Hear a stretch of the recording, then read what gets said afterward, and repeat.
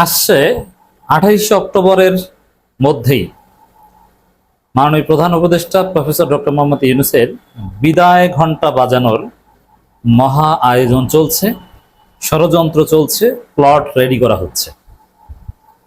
দর্শক, চারদিকে নানান আয়োজন।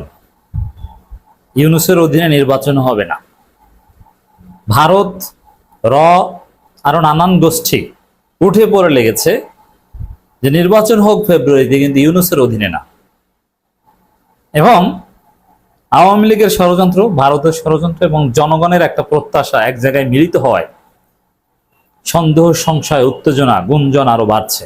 যদি এরকম হতো যে ইটস অ্যাবসলিউটলি আওয়ামী কনস্পাইরেসি আর conspiracy, nothing more than that of, তাহলে সমস্যা হতো না। কিন্তু এখানে সমস্যা হচ্ছে যে জনগণ সুষ্ঠু নির্বাচন চায়, ইউনূস আবার সুষ্ঠু নির্বাচন আয়োজন করতে সক্ষম নয়। তিনি একটা কারচুপি নির্বাচনের দিকে যাচ্ছে। আবার ইউনূসের অধীনে কোনো নির্বাচন হতে দিবে না, এটা আওয়ামী লীগ এবং ভারতের ষড়যন্ত্র। প্ল্যানটা কি? প্ল্যানটা হচ্ছে এই নভেম্বর মাসেই, মানে 28 অক্টোবর কেন্দ্রিক প্ল্যান, যে এই সময়ের মধ্যে তত্ত্বাবধায়ক সরকার রেস্টোরেশনের যে রায় সেটা আসবে, এবং তারপরেই সেনাপ্রধান বা যে কেউ বিভিন্ন গোষ্ঠী চেষ্টা করে ইউনূসকে সেফ এক্সিট দিয়ে দেবে যে আপনি চলে যান, আপনি নির্বাচন আয়োজন করতে পারবেন না। এদিকে জামাত সহ অনেকে তো সংস্কার ছাড়া নির্বাচন চাই না, ইউনূসের অধীনেই সংস্কার ছাড়া নির্বাচন চায় না, এবং তারা এইভাবে জাতীয় নির্বাচনে রাজি না, তাদের অনেক দাবি দেওয়া আছে। এখানে পরিস্থিতি কাজে লাগানো খুব সহজ। বলবে যে ইউনূসের বিদায়, আপনি চলে যান, বাধ্য করবে যেতে নতুন কোনো তত্ত্বাবধায়ক সরকার। আর এই উপদেষ্টা পরিষদের মধ্যে যারা ঘাটতারামি করবে, যারা নিরাপদে দেশ ছাড়তে রাজি হবে না, যারা দেশেই থাকতে চাই, ঠিক আছে আপনারা এই নতুন তত্ত্বাবধায়ক সরকার থাকেন, রেখে দেবে, সমস্যা নেই। মানে আওয়ামী লীগের মিশন হচ্ছে at any cost Awami League বিহীন কোন নির্বাচন তার হতে দিবে না ঠেকাও। এই জন্য নেক্সট অ্যাসাইনমেন্ট হচ্ছে সরাসরি নির্বাচন বানচাল বা এগুলো তো বলতে পারবে না। তারা বলতে পারবে যে ইউনূসের অধীনে নির্বাচন নয়, তত্ত্বাবধায়ক সরকার অধীনে নির্বাচন। এখন তত্ত্বাবধায়ক সরকার এবং তত্ত্বাবধায়ক সরকার কেন্দ্রিক যে রায়টা কোর্টে আসতে যাচ্ছে, যেটা সংবিধান সংশোধনের সাথে রিলেটেড, এইটা নিয়ে বাংলাদেশের পরবর্তী রাজনীতি হবে। এমনকি দেখেন, উপদেষ্টা আসিফ মাহমুদ একটা কথা বলেছে যে ডিসেম্বরে যারা নির্বাচন চেয়েছিল তারা এখন আর নির্বাচন চায় না। হোয়াট ডাজ ইট মিন? ডিসেম্বরে কারা নির্বাচন চেয়েছিল? এখন বলবেন যে এটা বিএনপি ডিসেম্বর নির্বাচন চেয়েছিল, তারা এখনো নির্বাচন চায়, তারা ফেব্রুয়ারিতে নির্বাচন চায়। তারা বলছে যে আল্লাহ ছাড়া কেউ ঠেকাতে পারবে না ফেব্রুয়ারিতে নির্বাচন।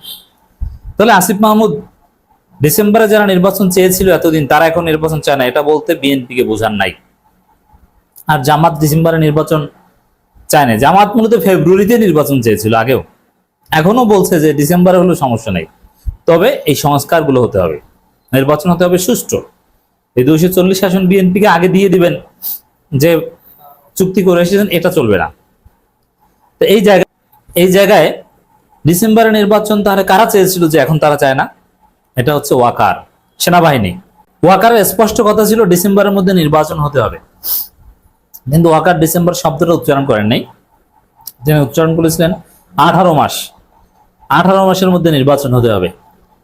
এটা ওয়াকারের জুরিসডিকশনের বাইরে ছিল। 18 মাসের মধ্যে নির্বাচন না কত মাসের মধ্যে, এটা বলার কোনো অধিকার ওয়াকারে ছিল না। কিন্তু তিনি 18 মাস ফিক্সড করে দিয়েছিলেন।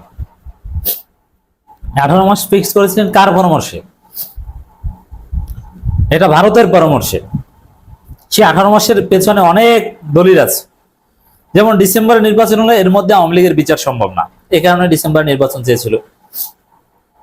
আবার ডিসেম্বরের মধ্যে নির্বাচন হলে অনেক জেনজি ভোটার, প্রায় 30-35 লক্ষ নতুন ভোটার বাদ পড়বে, কারণ নির্বাচনের আগের দিন তো আর ভোটার তালিকা হালনাগাদ করবে না, কমপক্ষে 5 মাস আগে বা 4 মাস আগে, সর্বনিম্ন 3 মাস আগে, 3 মাস না তারও আগে ভোটার তালিকা হালনাগাদ করতে হবে, চূড়ান্ত ভোটার তালিকা প্রকাশ করতে হবে। এই জায়গায় জেনজি ভোটার, এটা ভারতের জন্য থ্রেট। এই জেনজি ভোটাররা মুক্তিযুদ্ধ ব্যবসাও খায় না, আর তারা সবাই প্রচন্ড ভারত বিরোধী। এই জায়গাটায় ডিসেম্বরের নির্বাচনের হেকমত ছিল। এখন তারা ডিসেম্বরের নির্বাচন চায় না। এখন কি চায়? যে নির্বাচনে যখন হোক ইউনূসের অধীনে নির্বাচন না, নির্বাচন হতে হবে নতুন তত্ত্বাবধায়ক সরকার অধীনে। এখন তত্ত্বাবধায়ক সরকার রায়টা নভেম্বরের আগে, দ্যাট মিনস 28 অক্টোবরের আগেই হতে পারে, সম্ভাবনা রয়েছে।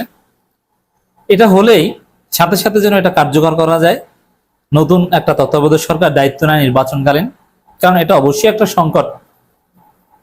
কোর্ট এবং প্রধান বিচারপতিও আশঙ্কা প্রকাশ করে বলেছেন যে তত্ত্বাবধায়ক সরকার ফিরিয়ে দিলে কখন থেকে কার্যকর হবে। অ্যাটর্নি জেনারেল বলেছেন এটা আপনারা ঠিক করে দিবেন কখন থেকে কার্যকর হবে। আপনারা যদি বলে দেন, এটা অ্যাটর্নি জেনারেল বলেন নাই, যেটা বলেছে তার অর্থ হচ্ছে আপনারা যদি বলেন এখন থেকে কার্যকর, তাহলে এখন থেকে, আর এখন থেকে কার্যকর বললে ইউনূস সরকার বাতিল হয়ে যায়।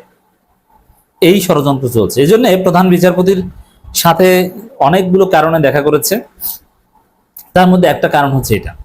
অবশ্য প্রধান বিচারপতি দেশ বিরোধী কিছু করবেন না, ভারত সুবিধা পায় বা ভারত চায় এমন কিছু ভুলও তিনি করবেন না, কারণ প্রধান বিচারপতির এই আকীদা ঠিক আছে। এবং ওয়াকারের বিভিন্ন প্রতিনিধি অ্যাটর্নি জেনারেলের কাছেও গিয়েছিল যে আইনের কোন ফাঁক করে ইউনূসকে সরিয়ে বা সেফ এক্সিট দিয়ে নতুন কোন সরকার অধীনে নির্বাচন করা যায়। এই জন্য অ্যাটর্নি জেনারেলের কাছেও পাঠিয়েছেন। দেখেন, একটা বিষয় স্পষ্ট, এখানে ওয়াকার জানে বা ভারতও জানে গায়ের জোরে বর্তমানে কিছু করা যাবে না। ইউনূসকে সরানো হোক, নতুন তত্ত্বাবধায়ক সরকার হোক, নির্বাচন ঠেকানো, যাই হোক, গায়ের জোরে কিছু করতে পারবে না। এখানে ভারত বা ভারতপন্থীদের সামনে, যেমন সেনাপ্রধান গায়ের জোরে সেনা ক্ষমতা নেওয়ার সক্ষমতা ওয়াকারের 14 গোষ্ঠীরও নাই, কশ্চিনকালেও পারবে না। ওই যে বললাম না, সেনা অভ্যুত্থান ঘটালে ক্যান্টনমেন্টের ইট একটাও থাকবে না, তাহলে রাস্তা একটা আইনি ফাঁক ফোকর। এই জন্য অ্যাটর্নি জেনারেলের কাছে যাচ্ছে, আইনজ্ঞদের কাছে যাচ্ছে, বিচার বিভাগকে ব্যবহার করে। একবার কিন্তু একটা বিচার বিভাগের কূট চেষ্টা হয়েছিল, আপনারা জানেন, সেটা হাসনাত আব্দুল্লাহ ঠেকিয়ে দিয়েছে। তো এইখানে বিচার বিভাগকে ব্যবহার করে বা জনগণের প্রত্যাশার যে রায়, তত্ত্বাবধায়ক সরকার রেস্টোরেশন, এটা তো সবাই চায়, ওইটাকে কেন্দ্র করে একটা মহা অঘটন ঘটানোর চেষ্টা চলছে যে ইউনূস সরকারকে সরিয়ে দিবে। আবার প্রথমে যেটা বলেছি, 2 2 4 মিলে যাচ্ছে, যে এমনিতেই জনগণ প্রফেসর ইউনূস যে নির্বাচন আয়োজন করতে চাচ্ছেন ওই নির্বাচন চায় না। জামাত এনসিপি চরমোনাই সম্পূর্ণ উল্টো অবস্থানে। এখানে পরিস্থিতির সুযোগ কাজে লাগানো যথেষ্ট সুযোগ ওদের রয়েছে ষড়যন্ত্র করার। এজন্য সামনে জটিল পরিস্থিতি, কঠিন পরিস্থিতি আসছে, অকল্পনীয় অভাবনীয় কিছু ঘটতে পারে। নভেম্বরের আগেই, আরো খাসভাবে বলে 28 অক্টোবর আগে, 28 অক্টোবর বাংলাদেশের রাজনীতির একটা ডিমার্কেশন। 28 অক্টোবর ইতিহাসের পালাবদল ঘটে, বারবার ঘটার চেষ্টা করেছিল, কিন্তু কখনো সফল হয়, কখনো সফল হয় না। 28 অক্টোবর 2006 কিন্তু আওয়ামী লীগ সফল হয়েছিল, জামাতকে মেরে তার একটা বার্তা দিতে পেরেছিল। কিন্তু 28 অক্টোবর 2023 বিএনপি পারে নাই। আওয়ামী লীগেরও এখন টার্গেট বা ভারতেরও টার্গেট যে এই 28 অক্টোবর সবাই উদযাপন করবে।